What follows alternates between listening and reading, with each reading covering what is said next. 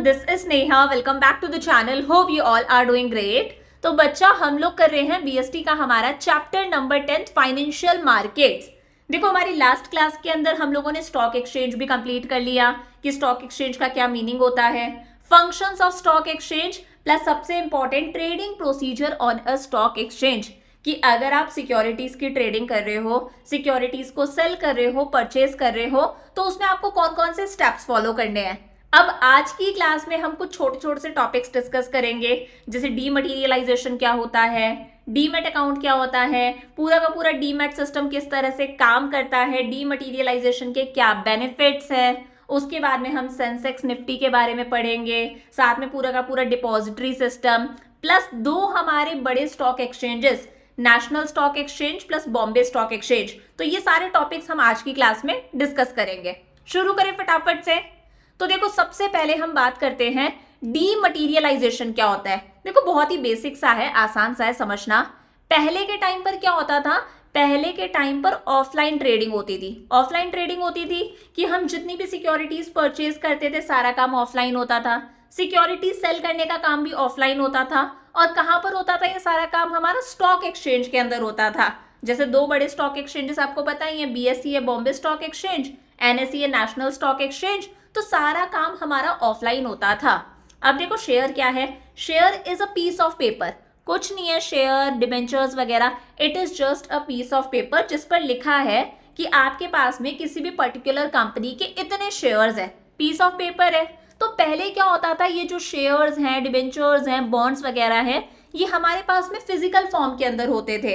यानी कि it is a piece of paper, हमारे पास में एक पीस ऑफ पेपर होता था, सारी चीजें फिजिकल फॉर्म में हुआ करती थी। इस फिजिकल फॉर्म को कैंसिल करके इन चीजों को ऑनलाइन फॉर्म में कन्वर्ट करना, इस फिजिकल फॉर्म को कैंसिल करके ये जो हमारे पास में सिक्योरिटीज है, शेयर्स हैं, डिबेंचर्स हैं, बॉन्ड्स हैं अलग अलग कंपनीज के, इन्हें इलेक्ट्रॉनिक फॉर्म में कन्वर्ट करना, सिर्फ एक इलेक्ट्रॉनिक एंट्री पास कर देना, इन्हें इलेक्ट्रॉनिक फॉर्म में कन्वर्ट करना, इसी प्रोसेस को बोला जाता है डीमटेरियलाइजेशन। मतलब मटेरियल को खत्म कर देना, पेपर वर्क को खत्म कर देना, ये क्या है, डीमटेरियलाइजेशन। समझ में आ गया कि जो सिक्योरिटीज हमारे पास में फिजिकल फॉर्म में है, कागज का जो टुकड़ा है, उसे फिजिकल फॉर्म में कैंसिल कर देना, उसे कन्वर्ट कर देना इलेक्ट्रॉनिक फॉर्म के अंदर। जैसे अगर हम बैंक अकाउंट की बात करें तो ऐसा ही होता है ना, हमारे बैंक अकाउंट में पैसा आता है तो हमारे पास में मोबाइल पर पैसा मैसेज आता है कि भाई इतना अमाउंट क्रेडिट हो गया। अगर हम कुछ परचेज करते हैं, पैसा डिडक्ट होता है, तो मोबाइल पर मैसेज आता है कि हमारे अकाउंट से इतना पैसा डिडक्ट हो गया। ऐसा ही होता है, ये एक इलेक्ट्रॉनिक एंट्री है कि सारी चीजें इलेक्ट्रॉनिक हो चुकी हैं। तो वही पेपर वर्क को इलेक्ट्रॉनिक एंट्री, इलेक्ट्रॉनिक फॉर्म में कन्वर्ट करने को हम लोग क्या बोलते हैं, डीमटेरियलाइजेशन, कि मटेरियल खत्म कर देना। चमका अच्छे से। All trading in securities is now done through computer terminals. हमें पता है आज की डेट में जितनी भी ट्रेडिंग होती है, जितना भी सिक्योरिटीज को सेल करना है, परचेज करना है, ये सारा काम कैसे होता है, कंप्यूटर टर्मिनल्स के थ्रू होता है। जितने भी सिस्टम्स है सब कुछ कंप्यूटराइज्ड है। सिक्योरिटीज को बाय करना है, सेल करना है, ये सारा काम कैसे होता है, एक इलेक्ट्रॉनिक बुक एंट्री फॉर्म के अंदर होता है। यानी कि कुछ नहीं है, अगर हमने किसी कंपनी के शेयर्स परचेज करे तो शेयर्स हमारे अकाउंट में क्रेडिट हो जाएंगे। और कौन से अकाउंट में क्रेडिट होंगे, मैंने आपको पहले भी बताया था, हम कौन सा अकाउंट खोलते हैं, डीमैट अकाउंट खोलते हैं। तो शेयर्स परचेज करें, शेयर्स क्रेडिट हो जाएंगे, शेयर्स सेल कर दिए, शेयर्स चले गए, शेयर्स क्या हो जाएंगे, अकाउंट से डेबिट हो जाएंगे। तो सारा काम कैसे हो रहा है, इलेक्ट्रॉनिकली हो रहा है। अब बेसिकली ऐसा करा क्यों है, देखो पहले जब हम शेयर्स को पेपर की फॉर्म में रखते थे, फिजिकल फॉर्म में रखते थे, तो चोरी होने के चांसेस थे, फेक ट्रांसफर्स भी होते थे कि किसी ने परचेज ही नहीं करे फिर भी उसके पास में शेयर सर्टिफिकेट्स हैं, ट्रांसफर डिलेज होते थे। मान लो आपने किसी कंपनी के शेयर्स परचेज करे हैं और आपके पास में आपके डॉक्यूमेंट्स आने में 15-15 दिन लग रहे हैं, 20-20 दिन, एक महीना लग रहा है, तो डिले इन वर्क होता था, पेपर वर्क बहुत ज्यादा था। तो इस ऑफलाइन सिस्टम को खत्म कर दिया, इलेक्ट्रॉनिक एंट्री फॉर्म में कन्वर्ट कर दिया। This is dematerialisation. So dematerialisation is a process where securities held by the investor in physical form are cancelled and the investor is given an electronic entry or number so he she can hold it as an electronic balance in an account। समझ में आ गया ना कि investor के पास में, आपके पास में, मेरे पास में जो सिक्योरिटीज फिजिकल फॉर्म के अंदर है, इस तरह से उन्हें कैंसिल करके उसे एक इलेक्ट्रॉनिक फॉर्म में कन्वर्ट करना, सिर्फ एक एंट्री पास कर देना इज डीमटीरियलाइजेशन। और इसके लिए हम लोगों को इन्वेस्टर्स को एक अकाउंट खोलना पड़ता है, जिस अकाउंट का नाम है डीमैट अकाउंट। हम लोगों ने पढ़ा था, क्या पढ़ा था हम लोगों ने? देखो, एक होती है डिपॉजिटरी। क्या होती है? डिपॉजिटरी। पढ़ा था हम लोगों ने। जिस तरह से बैंक के अंदर पैसा होता है, उसी तरह से डिपॉजिटरी के अंदर अलग अलग कंपनीज की securities, shares, debentures, bonds, mutual funds वगैरह होते हैं इलेक्ट्रॉनिक फॉर्म के अंदर। अब हम लोग जो इन्वेस्टर्स हैं वो कभी भी डिपॉजिटरी के साथ में डायरेक्ट कोई लिंक नहीं कर सकते। हम डिपॉजिटरी के साथ में डायरेक्टली इंटरेक्ट नहीं करते, तो हमारे बीच में क्या आ जाता है? एक डिपॉजिटरी पार्टिसिपेंट आ जाता है। पढ़ा था हम लोगों ने, जिसे हम ब्रोकर बोलते हैं। तो ब्रोकर हमारा डीमैट अकाउंट खुलवाता है, जिसके थ्रू ये सारा का सारा काम होता है। चमक गया होगा अच्छे से, बेसिक सा था। अब देखो, बात ये आती है कि डीमटीरियलाइजेशन के बेनिफिट्स क्या है। तो बहुत ही आसान सा है। जब हम सिक्योरिटीज को इलेक्ट्रॉनिक फॉर्म में रख रहे हैं, फिजिकल फॉर्म में कुछ नहीं है, जो भी कुछ है हमारे मोबाइल के अंदर है, लैपटॉप के अंदर है, तो ये बहुत ही ज्यादा कन्वीनियंट हो जाता है, just like a bank account. Bank account की तरह है कि कहीं पर भी बैठे हम हमारा बैंक बैलेंस चेक कर सकते हैं, पेमेंट कर सकते हैं, कुछ भी परचेज कर सकते हैं, सेल कर सकते हैं। सेम उसी तरह से होता है हमारा डीमैट अकाउंट है। जब मन करा किसी कंपनी के शेयर्स परचेज करे, जब मन करा हम लोगों ने सेल कर दिए, घर बैठे सारा काम हो रहा है। These securities can be mortgage to get loans. बिल्कुल, मान लो आपके पास में रिलायंस के शेयर्स है। अब आप अपने रिलायंस के शेयर्स है, वो क्या है? एक इलेक्ट्रॉनिक एंट्री है, कोई फिजिकल फॉर्म में तो कुछ नहीं है। उसे मॉर्टगेज, उसे गिरवी रखवाकर, यानी कि उसे एज अ कोलेटरल आप रखवाकर उसके अगेंस्ट आप लोन भी ले सकते हो। चोरी का कोई डर नहीं है, गुमने का कोई डर नहीं है, क्योंकि कोई फिजिकल चीज नहीं है। पेपर वर्क खत्म हो चुका है। It is brokers responsibility to pass the correct entry of the number of shares in the investors account. बिल्कुल, एक्चुअली मेरे घर के जस्ट बगल वाले प्लॉट पर कंस्ट्रक्शन वर्क स्टार्ट हो गया है, तो बार बार ये ट्रक वगैरह की आवाज आएगी।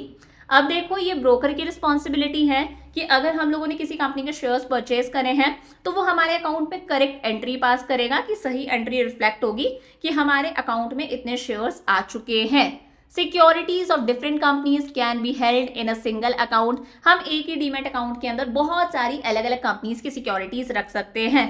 तो कोई पेपर वर्क नहीं है, कोई चोरी का डर नहीं है, कोई खोने का डर नहीं है, बिल्कुल कन्वीनियंट है। आराम से आप घर बैठे या फिर ट्रेवल करते करते कहीं पर भी आप ट्रेडिंग कर सकते हो। समझ में आ गया? आगे देखो, बात आती है कि अब ये पूरा का पूरा डीमैट सिस्टम काम किस तरह से करता है। तो देखो, अगर आपने मेरी लास्ट क्लास अटेंड करी है, जिसमें मैंने आपको पूरा का पूरा ट्रेडिंग प्रोसीजर समझाया था ना, तो ये डीमैट सिस्टम की वर्किंग भी आपको बहुत अच्छे से समझ में आएगी। तो देखो, डीमैट अकाउंट ओपन करने से पहले सबसे पहले हमें कौन ढूंढना पड़ता है? हमें ढूंढना पड़ता है हमारा ब्रोकर। और ब्रोकर को हम टेक्निकल भाषा में क्या बोलते हैं? Depository participant.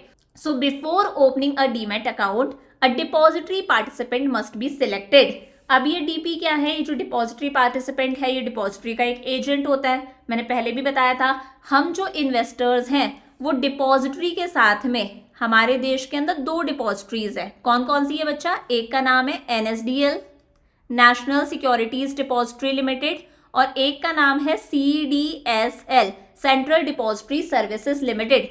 इनका काम है, इनके पास में सिक्योरिटीज होती हैं सारी की सारी इलेक्ट्रॉनिक फॉर्म के अंदर। तो हम डिपॉजिटरी के साथ में डायरेक्ट कोई इंटरेक्शन नहीं कर सकते। तो बीच में आ जाता है डिपॉजिटरी पार्टिसिपेंट, जो कोई बैंक भी हो सकता है, कोई ब्रोकर भी हो सकता है, कोई फाइनेंशियल सर्विस कंपनी भी हो सकती है। आजकल ये एप्लीकेशन जो एप्लीकेशन किसका काम करती है? डीपी का काम करती हैं। उसके बाद में हमें हमारा अकाउंट ओपन करने के लिए एक फॉर्म फिल करना पड़ेगा। कुछ नेसेसरी डॉक्यूमेंट्स देने पड़ेंगे हमारे डीपी को, हमारे ब्रोकर को, जैसे पैन कार्ड की डिटेल्स हो गई, फोटोग्राफ्स हो गए। अगर आप ऑलरेडी किसी ब्रोकर के साथ में जुड़े हुए हो तो उसकी डिटेल्स बतानी पड़ेंगी, अपना ऑक्यूपेशन, नेशनैलिटी, बेसिक डिटेल्स हमें देनी पड़ेंगी। उसके बाद में मान लो पहले आप ऑफलाइन ट्रेडिंग करते थे, पहले आप ऑनलाइन ट्रेडिंग नहीं करते थे, पहले आप ऑफलाइन ट्रेडिंग करते थे, और ऑफलाइन आपने अलग अलग कंपनीज के शेयर्स खरीद रखे हैं, बॉन्ड्स खरीद रखे हैं, तो आपके पास में बहुत सारे फिजिकल सर्टिफिकेट्स होंगे, बॉन्ड्स वगैरह होंगे, फिजिकल सर्टिफिकेट्स होंगे, वो आप अपने डीपी को दोगे और वो उन्हें इलेक्ट्रॉनिक फॉर्म में कन्वर्ट कर देगा। So the physical certificate is to be given to the DP along with a dematerialisation request form. Request form भी होगा कि हम चाहते हैं कि आप इन सिक्योरिटीज को डीमटीरियलाइज कर दो, यानी कि सिक्योरिटीज को खत्म करके, फिजिकल फॉर्म से खत्म करके इलेक्ट्रॉनिक फॉर्म में कन्वर्ट कर दो। अगर आपने किसी कंपनी के शेयर्स के लिए अप्लाई कर रखा है, आईपीओ वगैरह में अप्लाई कर रखा है, इनिशियल पब्लिक ऑफर, तो वहां पर भी आप अपने डीमेट अकाउंट की डिटेल्स डालोगे, डीपी के बारे में मेंशन करोगे, तो आपकी अगर आपको शेयर्स अलॉट होते हैं तो वो डायरेक्टली आपके इलेक्ट्रॉनिक फॉर्म में डीमेट अकाउंट में आ जाएंगे, कोई फिजिकल फॉर्म में कुछ नहीं आएगा। अगर आप शेयर्स बेच रहे हो तो आपका जो डीपी है वो आपके डीमेट अकाउंट से शेयर्स को क्या कर देगा, डेबिट कर देगा, कि शेयर्स चले गए, आपके बैंक अकाउंट में क्या आ जाएगा, पैसा आ जाएगा। वही लिखा है कि आपके पास से शेयर्स डिलीवर हो जाएंगे, यानी कि आपके अकाउंट से शेयर्स डेबिट हो जाएंगे, हट गए, और शेयर्स चले जाएंगे स्टॉक एक्सचेंज के अंदर, फिर स्टॉक एक्सचेंज से किसी दूसरे के ब्रोकर के पास में, और दूसरे ब्रोकर से किसी दूसरे इन्वेस्टर के पास में जो उन शेयर्स को परचेज करना चाहता है। आप बेच रहे हो, आपके अकाउंट में क्या आ जाएगी, पेमेंट आ जाएगी। और सारा का सारा सेटलमेंट कितने दिन के अंदर होता है, मैंने बताया था सेटलमेंट साइकिल है T+2 डेज का, कि मान लो मंडे को स्टॉक एक्सचेंज के पास में शेयर्स आ गए हैं, पैसा आ गया है, तो उसे 2 दिन और लगा लो, ट्यूसडे वेंसडे तक दोनों इन्वेस्टर्स का सेटलमेंट करना है। जो परचेज कर रहा है उसके पास में शेयर्स आ जाने चाहिए, जो सेल कर रहा है उसके पास में पैसा आ जाना चाहिए। तो T+2 डेज का हमारा सेटलमेंट साइकिल है, जब तक सारा का सारा पैसों का शेयर्स का सेटलमेंट करना है। तो ये तो बेसिक सा था जो हम लोगों ने उस दिन देखा, कुछ उसी से रिलेटेड है कि किस तरह से डीमैट सिस्टम हमारा काम करता है। चमक गया अच्छे से कि डीमटीरियलाइजेशन क्या होता है, डीमटीरियलाइजेशन के क्या क्या बेनिफिट्स और क्या इसकी वर्किंग है। अगला हमारा टॉपिक आता है डिपॉजिटरी। ये मैंने उस दिन भी आपको समझाया था। तो देखो डिपॉजिटरी के अंदर हमें 2 चीजें पढ़नी है, एक होता है खुद डिपॉजिटरी क्या है, और दूसरा होता है डिपॉजिटरी पार्टिसिपेंट यानी कि डीपी। अब देखो ये हो आप इन्वेस्टर और ये है डिपॉजिटरी। डिपॉजिटरी एक बैंक की तरह है, जिस तरह से बैंक के अंदर पैसा होता है उस तरह से डिपॉजिटरी के अंदर अलग अलग कंपनीज की सिक्योरिटीज होती हैं इलेक्ट्रॉनिक फॉर्म के अंदर। अब हम कभी भी डिपॉजिटरी के साथ में इंटरेक्ट नहीं कर सकते, तो हमारे बीच में कौन आ जाता है, डीपी आ जाता है, डिपॉजिटरी पार्टिसिपेंट। ये डीपी एवं कोई बंदा नहीं होता, ये सेबी का रजिस्टर्ड मेंबर होता है। ये इंपॉर्टेंट बातें हैं, इसे सेबी की गाइडलाइंस को फॉलो करना जरूरी है। तो ये हमारे बिहाफ पर सारा काम करता है। हमें तो सिर्फ हमारा डीपी को सिलेक्ट करना है कि भाई हमारा डीपी कौन होगा, हमारा ब्रोकर कौन होगा, ये हमारे बिहाफ पर सारा काम करेगा, सिक्योरिटीज को सेल करेगा, परचेज करेगा, सब कुछ करेगा। तो 2 पार्टीज है यहाँ पर डिपॉजिटरी सिस्टम में, पहली खुद डिपॉजिटरी और दूसरा है हमारे पास में डिपॉजिटरी पार्टिसिपेंट। तो देखो डिपॉजिटरी क्या है, it is an apex organisation in the depository system. Apex तो है, पापा तो है पूरे के पूरे डिपॉजिटरी सिस्टम का। It is like a bank account where depositors, investors can deposit and withdraw the money and securities। Bank account की तरह है जहां पर अलग अलग कंपनीज की सिक्योरिटीज होती हैं इलेक्ट्रॉनिक फॉर्म के अंदर। मतलब पूरा का पूरा technology driven electronic storage system, एक स्टोरेज सिस्टम है जो पूरा का पूरा सिर्फ और सिर्फ कैसे चल रहा है, इलेक्ट्रॉनिकली चल रहा है। ठीक है, अब ये भी हम लोगों ने पढ़ रखा था कि हमारे देश के अंदर 2 डिपॉजिटरीज हैं, NSDL National Securities Depository Limited, CDSL Central Depository Services Limited पढ़ा था। There is no direct contact between investor and depository, ये भी हम लोगों ने पढ़ रखा था। हमारे और डिपॉजिटरी के बीच में कोई डायरेक्ट कॉन्टैक्ट नहीं है। Depositories interact with investor through depository participant only. Easy PG सा है, समझ में आ गया। अब देखो ये जो 2 डिपॉजिटरीज है, ये मैंने आपको पहले भी कराया था, फिर भी मैं बता रही हूँ। NSDL की अगर हम बात करें, it is the first and largest depository operational in India. पहला डिपॉजिटरी है हमारा NSDL। किस किस का जॉइंट वेंचर है, यानी कि किस किस से मिलकर हमारा NSDL बना है, तो एक तो है IDBI industrial development bank of India, UTI unit trust of India, और एक है NSE national stock exchange. NSE पता है हमारे देश के अंदर 2 बड़े स्टॉक एक्सचेंजेस है, एक है BSE बॉम्बे स्टॉक एक्सचेंज जो एशिया का सबसे पुराना स्टॉक एक्सचेंज है, और दूसरा है नेशनल स्टॉक एक्सचेंज जो और ज़्यादा मॉडर्न है और ज़्यादा टेक्नोलॉजी से चलने वाला है। तो N से याद रखना NSDL और नेशनल स्टॉक एक्सचेंज, मतलब मेन यहाँ पर ये नेशनल स्टॉक एक्सचेंज का समझ लो क्या है, जॉइंट वेंचर है NSDL। वहीं जो दूसरी डिपॉजिटरी है हमारी CDSL Central Depository Services limited, उसे हमारा BSE प्रमोट करता है, हमारा दूसरा स्टॉक एक्सचेंज, साथ में बैंक ऑफ इंडिया प्रमोट करता है। तो ये बेसिक बातें हैं जो आपको पता होनी चाहिए, although it is not part of our course. ठीक बात हो गई। इसके बाद में देखो डिपॉजिटरी के क्या क्या फीचर्स है। Depository is an institution which hold securities. ये एक इंस्टीट्यूशन है जो सिक्योरिटीज को होल्ड करता है, जैसे shares, debentures, mutual funds, bonds वगैरह को होल्ड करता है, रखता है अपने पास में इलेक्ट्रॉनिक फॉर्म के अंदर। Depository interacts with the investors through agents called depository participants. Depositories हमारे साथ में कैसे इंटरेक्ट करती हैं? अपनी एजेंट्स की हेल्प से। एजेंट्स कौन है? डिपॉजिटरी पार्टिसिपेंट्स हैं। डिपॉजिटरी पार्टिसिपेंट्स हमें ऐसे ही सर्विस नहीं देते, इनके पास में सेबी का सर्टिफिकेट होना चाहिए। जब securities and exchange board of India इन्हें सर्टिफिकेट देता है तभी हमारे साथ में इंटरेक्ट कर सकते हैं। हमारे लिए डीमैट अकाउंट खोलना कंपलसरी है। Depository with the help of depository participants control electronic transfer of securities and settlement of transaction. Depository ही ये सारा काम करती है, किसकी हेल्प से? डिपॉजिटरी पार्टिसिपेंट्स की हेल्प से, कि सिक्योरिटीज सेल हो रही हैं, परचेज हो रही हैं, सेटलमेंट हो रहा है पैसों का, इलेक्ट्रॉनिकली किस तरह से सिक्योरिटीज को ट्रांसफर करना है, ये सारा काम किसका है? डिपॉजिटरी का है। Depository can pledge dematerialise securities against bank loan. अगर डिपॉजिटरी को भी कभी बैंक लोन लेने की जरूरत है तो उसके पास में जो डीमटेरियलाइज्ड सिक्योरिटीज रखी हुई हैं इलेक्ट्रॉनिक फॉर्म के अंदर, वो उन्हें गिरवी रखवा कर, उन्हें एज अ कोलेटरल गिरवी रखवा कर उनके अगेंस्ट लोन भी ले सकती है। अगर हमें बोनस शेयर्स मिल रहे हैं तो बोनस शेयर्स की रिसीट यानी कि रसीद इशू करने का काम भी किसका है? डिपॉजिटरी का है। और तो और मान लो कि कोई पर्सन है जिसका डीमैट अकाउंट है, अगर ऐसे पर्सन की डेथ हो जाती है तो उसके जो लीगल हेयर हैं, उसके बच्चे वगैरह हैं या फिर जो भी स्पाउस वगैरह है, उन्हें उनका डीमैट अकाउंट दे देना, यानी कि जो नॉमिनी है उसे ओनर बना देना, ये भी किसका काम है? डिपॉजिटरी का काम है। समझ में आ गया? तो ये डिपॉजिटरी है हमारा। सेकेंड क्या था? मैंने बताया था डिपॉजिटरी सिस्टम के अंदर डिपॉजिटरी पार्टिसिपेंट कि इन्वेस्टर्स और डिपॉजिटरीज के बीच में क्या होते हैं? कुछ इंटरमीडियरीज होते हैं जिनके बिहाफ, जो हमारे बिहाफ पर काम करते हैं, जो हमारे बिहाफ पर किसी शेयर्स को परचेज भी करते हैं, सेल भी करते हैं, म्यूचुअल फंड्स में भी पैसा लगाते हैं। वो कौन है? डीपी है। So DP is an agent. Agent है जो किसके बिहाफ पर काम कर रहा है? हमारे बिहाफ पर भी और डिपॉजिटरी के बिहाफ पर भी। An investor has to interact with the DP for all the dealings in shares in electronic form। एक जो इन्वेस्टर यानी कि जो हम लोग हैं, हमें अगर डिपॉजिटरी के साथ में डील करना है तो बीच में डिपॉजिटरी पार्टिसिपेंट आ जाता है। सारी डीलिंग्स डिपॉजिटरी पार्टिसिपेंट यानी कि ब्रोकर की हेल्प से होती हैं। अब ये काम बैंक्स भी करते हैं, ये काम शेयर ब्रोकर्स भी करते हैं, फाइनेंशियल इंस्टीट्यूशंस भी करते हैं। बस डीपी के लिए ज़रूरी है कि उनके पास में सेबी से सर्टिफिकेट होना ज़रूरी है। ठीक बात हो गई? बेसिकली आजकल डिपॉजिटरी का पार्टिसिपेंट का काम कौन कर देते हैं? आपको प्ले स्टोर से एक एप्लीकेशन डाउनलोड करनी है, वो एप्लीकेशन किसका काम करेगी? डीपी का काम करेगी, ब्रोकर का काम करेगी। आगे देखो, अब हम बात करते हैं हमारे दो बड़े बड़े स्टॉक एक्सचेंजेस। हमारे देश के अंदर बहुत सारे स्टॉक एक्सचेंजेस हैं, लेकिन जो दो मेन स्टॉक एक्सचेंज हैं वो है एनएसई यानी कि national stock exchange and BSE यानी कि बॉम्बे स्टॉक एक्सचेंज। सबसे पहले एनएसई की बात कर लेते हैं। देखो, कोर्स का पार्ट नहीं है, आपको सिर्फ बेसिक पता होना चाहिए। National stock exchange is the latest, most modern and technology driven exchange. ऐसा स्टॉक एक्सचेंज है जो लेटेस्ट है, मॉडर्न है, पूरा का पूरा टेक्नोलॉजी से चल रहा है। पहले ही मैं बता रही हूँ, जब फिजिकल ट्रेडिंग होती है, आजकल सारा काम ऑनलाइन हो गया। अगर आपने स्कैम 1992 देखी है तो आप रिलेट कर सकते हो, वहां पर फिजिकल ट्रेडिंग हो रही थी उस टाइम पर।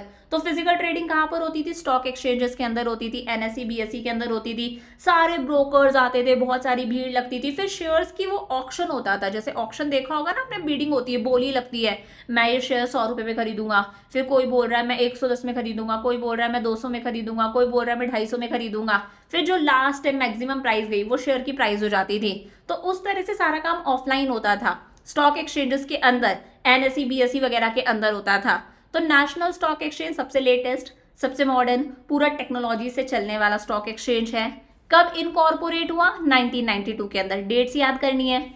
इसे एज अ स्टॉक एक्सचेंज हम कब से रिकॉग्नाइज करने लगे, पहचानने लगे? अप्रैल 1993 से। इसने अपने ऑपरेशंस, अपना काम कब से स्टार्ट करा? 1994 से, with trading on the wholesale debt market segment. Main काम इसका क्या था? देखो, debt market segment, wholesale debt market का मतलब है कुछ बड़े बड़े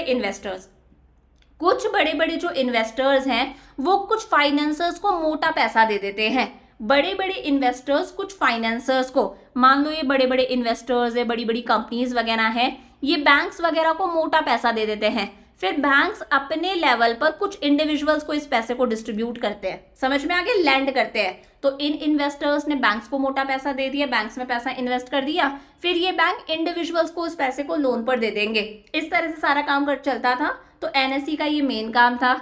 एनएसई को सेटअप कौन करता है? कुछ financial institutions, banks, insurance companies, other financial intermediaries, जो भी लोग पैसों में डील करते हैं वो उन्होंने इसे सेटअप करा। मैनेज प्रोफेशनल्स करते हैं, चाहे वो ट्रेडिंग करे या ना करे, पूरा का पूरा इसे प्रोफेशनल्स मैनेज करते हैं। तो मेन आपको यहाँ पर क्या याद रखना है? डेट याद रखनी है, फुल फॉर्म याद रखनी है। दूसरा स्टॉक एक्सचेंज है हमारा बीएसई, बॉम्बे स्टॉक एक्सचेंज। बहुत पहले स्टैब्लिश हुआ था 1875 के अंदर। हमारा नहीं, पूरे एशिया का पहला स्टॉक एक्सचेंज है बॉम्बे स्टॉक एक्सचेंज। इससे एक रिकॉग्निशन, एक परमानेंट पहचान कब मिली? जब एक्ट आया सिक्योरिटीज कॉन्ट्रैक्ट और रेगुलेशन एक्ट 1956, और बॉम्बे स्टॉक एक्सचेंज की हेल्प से हमारा कॉर्पोरेट सेक्टर यानी कि कंपनीज अच्छे से ग्रो कर रही हैं, क्योंकि बीएसई एक प्लेटफॉर्म प्रोवाइड करता है कंपनीज को, एक सिस्टम, एक अरेंजमेंट प्रोवाइड करता है कंपनीज को कि कंपनीज अपनी सिक्योरिटीज, शेयर्स, डिबेंचर्स, बॉन्ड्स वगैरह इशू करके मार्केट से पैसा रेज कर सकती हैं, कैपिटल रेज कर सकती हैं। So it has contributed to the growth of corporate sector by providing a platform for raising capital. चमका अच्छे से। बीएसई के ऑब्जेक्टिव्स क्या हैं? टू प्रोवाइड एन एफिशिएंट, ये एन है बच्चा, to provide an efficient and transparent market for trading in equity, debt instruments and mutual funds। एक अच्छा खासा ट्रांसपेरेंट मतलब पारदर्शी, कि हमें पता है क्या हो रहा है, कुछ भी हमसे छुपा हुआ नहीं है। एक ऐसा मार्केट प्रोवाइड करना जहां पर इक्विटी यानी कि शेयर्स, डिबेंचर्स वगैरह, म्यूचुअल फंड्स की ट्रेडिंग हो सकती है। एक प्लेटफॉर्म प्रोवाइड करता है ये छोटे और मीडियम एंटरप्राइजेस को, कि वो इस प्लेटफॉर्म के थ्रू मार्केट में शेयर्स वगैरह इशू करके मार्केट से पैसा रेज कर सकते हैं। एक्टिवली ट्रेडिंग हो रही है, एक्टिवली सिक्योरिटीज को सेल करा जा रहा है, परचेज करा जा रहा है, पूरे मार्केट को सेफगार्ड करा जा रहा है, प्रोटेक्ट करा जा रहा है। और ये सारा काम कैसे हो रहा है? टेक्नोलॉजी की हेल्प से हो रहा है, इलेक्ट्रॉनिकली हो रहा है, फिजिकल फॉर्म में कुछ नहीं हो रहा। सारा काम कैसे हो रहा है? इलेक्ट्रॉनिक एंट्री पास हो रही है। शेयर्स खरीदे, आपके डीमैट अकाउंट में शेयर्स क्रेडिट हो गए, शेयर सेल करे, आपके डीमैट अकाउंट से शेयर्स डेबिट हो गए। अदर सर्विसेज भी देता है हमारे पूरे कैपिटल मार्केट को, कि रिस्क कैसे मैनेज करना है, किस तरह से सेटलमेंट करनी है, किस तरह से, जैसे हम लोगों ने देखा था T+2 डेज का हमारा सेटलमेंट साइकिल है, तो फटाफट से सेटलमेंट करनी है। जिसने परचेज करा है उसके अकाउंट में शेयर्स जाए, जिसने सेल करा है उसके बैंक अकाउंट में पैसा जाए, हमारे इन्वेस्टर्स को एजुकेशन देना, सारी चीज़ें क्लियर करना, पेमेंट वगैरह क्लियर करना, मार्केट का डेटा हमें प्रोवाइड करना कि कंपनी के शेयर्स की प्राइसेस उठ रही है, डिक्रीज हो रही है, सारा काम किसका है? बीएसई का है। और इंटरनेशनल स्टैंडर्ड्स के अकॉर्डिंग काम करना, इंटरनेशनल स्टैंडर्ड्स को भी पूरा करना, जिस तरह से दूसरे देशों के स्टॉक एक्सचेंज काम कर रहे हैं उस इंटरनेशनल स्टैंडर्ड के अकॉर्डिंग काम करना। समझ में आ गया? ये बेसिक बातें हैं। हालांकि बीएसई के ऑब्जेक्टिव्स आपके एग्जाम में नहीं पूछे जाएंगे, एनएसई बीएसई बेसिक आपको मतलब पता होना चाहिए, लेकिन फिर भी मैं करा देती हूँ, कुछ बुक्स के अंदर गिवन है, आपकी एनसीईआरटी में भी गिवन है। आगे देखो, अब हम बात करते हैं स्टॉक एक्सचेंज इंडेक्स। देखो, स्टॉक एक्सचेंज इंडेक्स का मतलब है ये पूरा का पूरा जो स्टॉक एक्सचेंज इंडेक्स है, इसमें आपने दो वर्ड सुने होंगे, एक सुना होगा सेंसेक्स, एक सुना होगा निफ्टी। डेली न्यूज़पेपर में आता है, कभी सेंसेक्स ऊपर जाता है, कभी सेंसेक्स नीचे आता है, कभी निफ्टी ऊपर जाता है, कभी निफ्टी नीचे आता है। जैसे अभी नीचे गया हुआ है कुछ दिन से, जब वॉर चल रही है दूसरी कंट्रीज में, तब सेंसेक्स निफ्टी डाउन चले जाते हैं। तो ये सेंसेक्स निफ्टी क्या है? अगर सेंसेक्स निफ्टी डाउन जा रहा है, इसका मतलब पूरा का पूरा शेयर मार्केट डाउन जा रहा है। अगर सेंसेक्स और निफ्टी ऊपर जा रहा है तो हम समझेंगे पूरा का पूरा शेयर मार्केट ग्रो कर रहा है, शेयर प्राइसेस वगैरह इंक्रीज हो रही है, मार्केट अच्छा चल रहा है।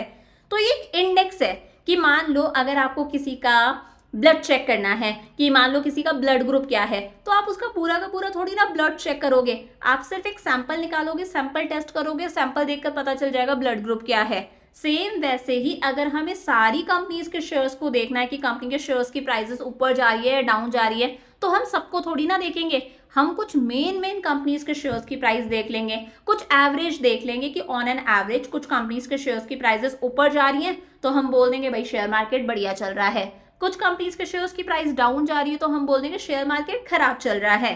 सो stock market index is a barometer of market behaviour. ये पूरे के पूरे मार्केट बिहेवियर का एक बैरोमीटर है, एक मेजरिंग इंस्ट्रूमेंट है जो बताता है मार्केट कैसा चल रहा है, पल्स है जो बता रहा है मार्केट कैसा चल रहा है। It measures overall market sentiment through a set of stocks that are representative of the market. लिखा है ना, ये पूरे ओवरऑल मार्केट के सेंटीमेंट्स बता देता है कि ओवरऑल मार्केट हमारा कैसा चल रहा है, वो भी कुछ सेट ऑफ स्टॉक्स के बेसिस पर, कुछ गिने चुने स्टॉक्स के प्राइसेस को देखा जाता है। उन गिने चुने स्टॉक्स के प्राइसेस अगर ऊपर जा रहे हैं, स्टॉक्स मतलब शेयर्स वगैरह के प्राइसेस ऊपर जा रहे हैं, हम बोलेंगे शेयर मार्केट अच्छा है। गिने चुने स्टॉक्स के प्राइसेस डाउन जा रहे हैं, हम बोलेंगे शेयर मार्केट डाउन चल रहा है। तो ये जो कुछ सेट ऑफ स्टॉक्स हैं, ये पूरे मार्केट के रिप्रेजेंटेटिव हैं, पूरे मार्केट को रिप्रेजेंट करते हैं। यही है स्टॉक एक्सचेंज इंडेक्स। अब दो तरह के इंडेक्स हैं, एक का नाम है सेंसेक्स और दूसरे का नाम है निफ्टी। देखो सिंपल सा है, दो बड़े स्टॉक एक्सचेंजेस है हमारे देश के अंदर, बीएसई और एनएसई। तो बॉम्बे स्टॉक एक्सचेंज का जो इंडेक्स है उसका नाम है सेंसेक्स, वहीं नेशनल स्टॉक एक्सचेंज का जो इंडेक्स है उसका नाम है निफ्टी। इंडेक्स मतलब ये बयां कर रहा है, ये रिप्रेजेंटेटिव है। एक सेकंड, मेरा लैपटॉप डिस्चार्ज होने वाला है, इससे मैं चार्ज पर लगा दूं। क्या कर रहे थे हम कि हाँ, जो बॉम्बे स्टॉक एक्सचेंज का इंडेक्स है उसे हम लोग बोलते हैं सेंसेक्स, और जो नेशनल स्टॉक एक्सचेंज का इंडेक्स है उसे हम लोग बोलते हैं निफ्टी। ये याद रहेगा, एन से नेशनल, एन से निफ्टी। समझ में आ गया? अब देखो सेंसेक्स का पता हमें कैसे चलता है। It is calculated by taking prices of 30 stocks across key sectors of BSE. Bombay stock exchange के अंदर बहुत सारी कंपनी की जो सिक्योरिटीज हैं वो लिस्टेड होती है, बहुत सारी कंपनी के जो शेयर्स हैं वो लिस्टेड होते हैं।